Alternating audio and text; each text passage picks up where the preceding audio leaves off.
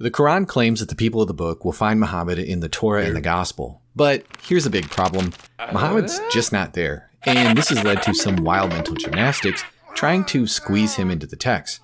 The desperation becomes obvious when some Muslim apologists claim that Muhammad is clearly in the Song of Solomon 5:16. This is a prime example of this embarrassing kind of shoehorning. Here's the verse in question. His mouth is full of sweetness, and he is wholly desirable. This is my beloved, and this is my friend, O daughters of Jerusalem. It's a beautiful description from a bride reflecting on her groom in a poetic celebration of marital love. Pretty straightforward, right? But apparently, some Muslim apologists claim this isn't just a mushy love song. Oh no, this is a hidden prophecy about Muhammad himself. Let's break down their argument.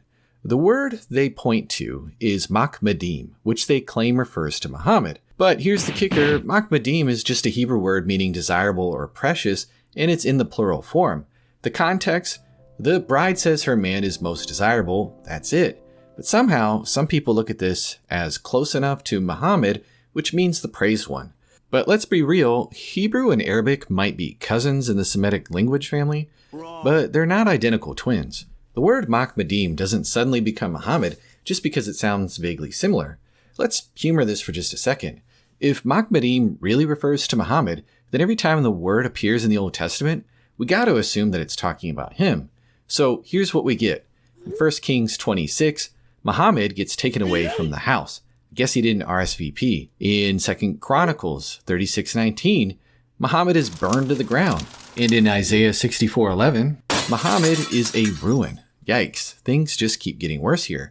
Do you see just how stupid this is when we follow it to its consistent conclusion? Now, let's talk about the context. The word Muslims point to in 5:16 is also used in Song of Solomon 2:3, where the Shulamite is talking about her beloved. Like an apple tree among the trees of the woods, so is my beloved among the sons. I sat down in his shade with great delight. That phrase, great delight, is the same Hebrew word used in both verses. So unless Muhammad's being compared to an apple tree and sitting in the shade, the context here has absolutely nothing to do with him. This Dawa argument needs to be kissed goodbye.